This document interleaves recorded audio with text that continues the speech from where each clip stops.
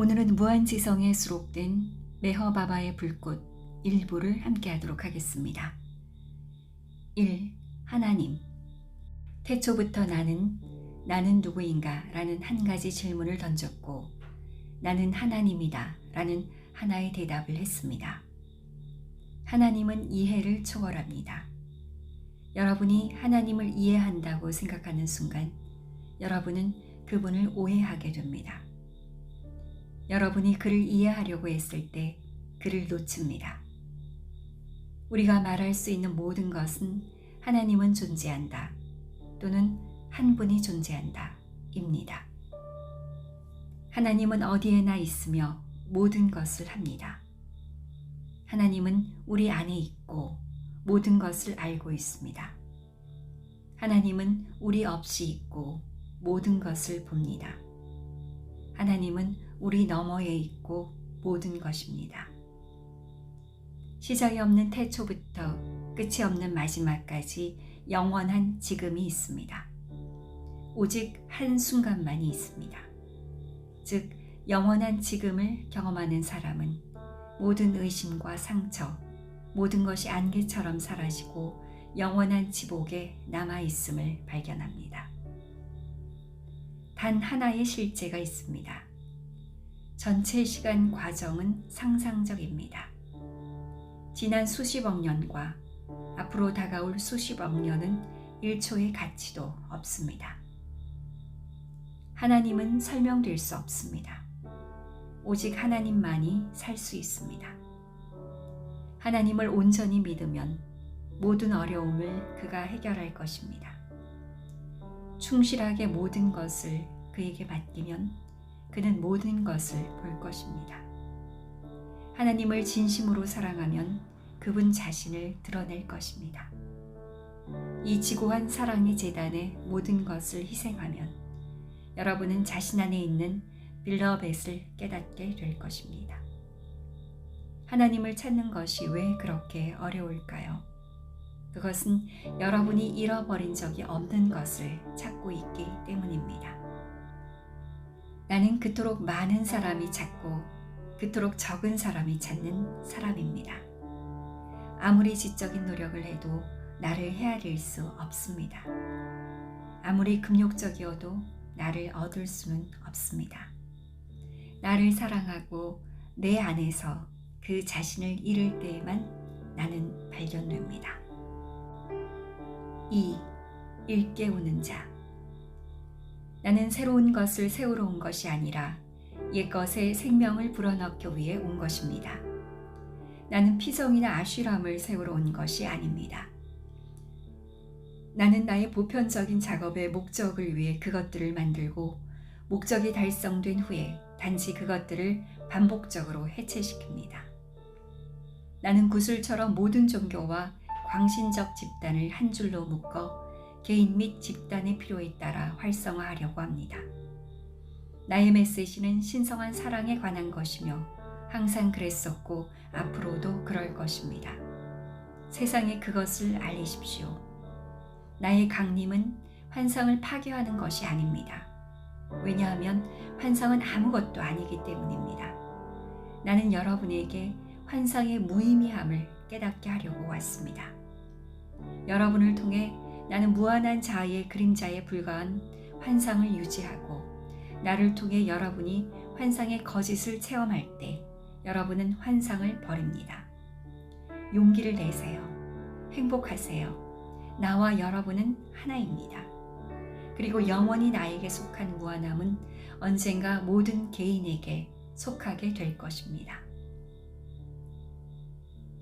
3. 스승. 나는 유일한 빌러벳이고 여러분은 나의 모든 사랑입니다. 나는 유일한 러버이고 여러분은 모두 나의 빌러벳들입니다. 여러분이 나에 대한 온전한 사랑을 가지고 있지 않고 나를 완전히 하나님의 화신으로 받아들이지 않는 한 나에게 완전히 복종하는 것은 불가능합니다. 내 사랑은 사자를 너무 흠모해서 사자를 자기 집에 기르고 있는 것에 비유될 수 있습니다. 하지만 사자의 존재가 무서워 우리의 가둬놨어요. 나는 사자 취급을 받습니다. 거기에는 사랑도 있고 존경도 있습니다.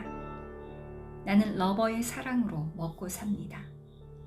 그러나 나는 사랑의 사자의 먹이가 되기 위해 우리 안에 몸을 던지지 않는 러버와는 떨어져 있으며 빌러벳을 위한 그의 사랑을 통해 완전히 사로잡힙니다. 스승에게 자아 복종의 삶을 위해 분리된 에고의 삶을 포기하는 사람은 이 새로운 에고를 통해 스승의 손에 도구로서 사는 것입니다. 스승은 그를 통해 작업하고 있습니다. 내가 아니라 바로 당신입니다.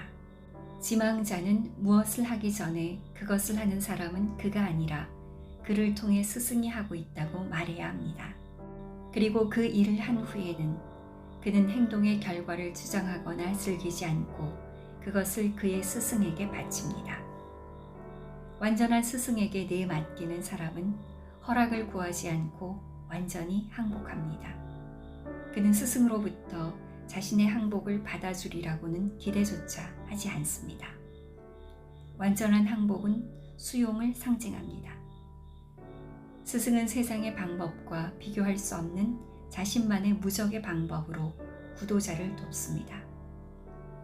그러나 지망자가 이 도움을 받으려면 스승의 신성한 뜻에 자신을 맡기기 위해 진정한 노력을 기울여야 합니다. 나는 채식주의자는 식단을 따르고 채식주의자가 아닌 사람은 고기, 생선 등을 먹는 것을 허용합니다.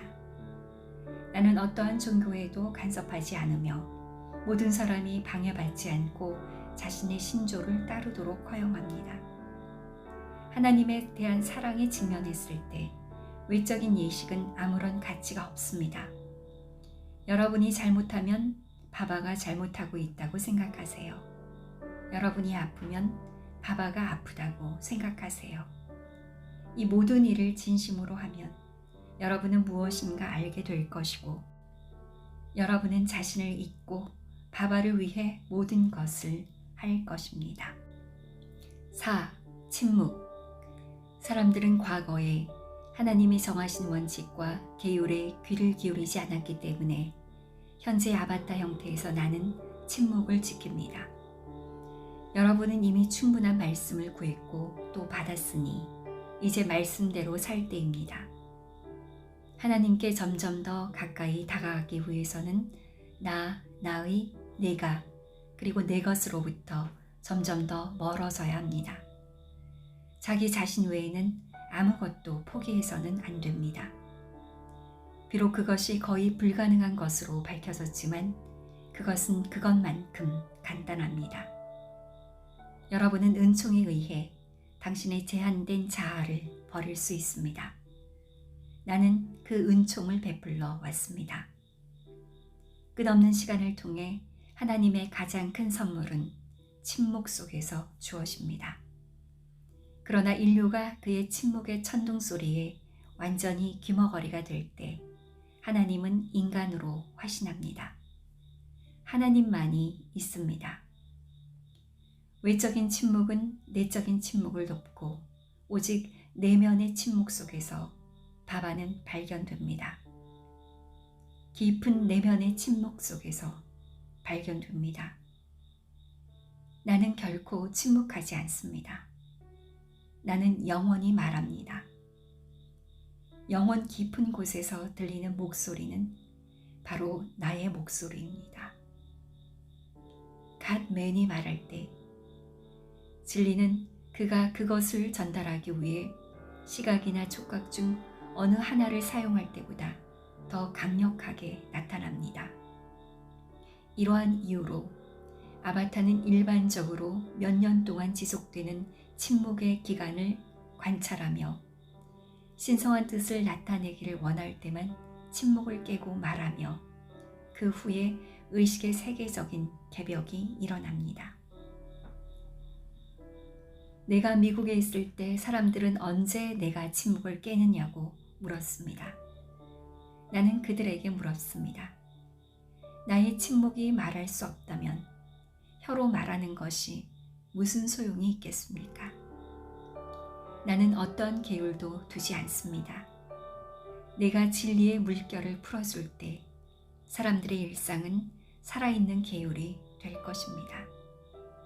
내가 말하지 않는 말들이 그들 안에서 살아날 것입니다.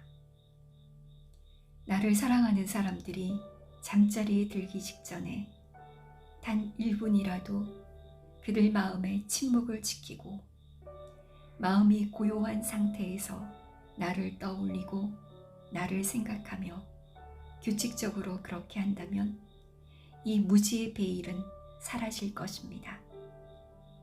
그리고 내가 말하고 모두가 갈망하는 이 지복을 경험하게 될 것입니다.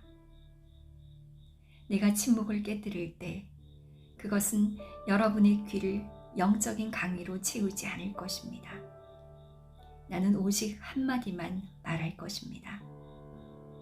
그리고 이 말은 모든 사람의 가슴을 꿰뚫고 죄인조차도 그가 성자가 될 것이라고 느끼게 하는 반면 성자는 하나님이 그 자신 안에 있는 것처럼 죄인 안에도 있다는 것을 알게 될 것입니다.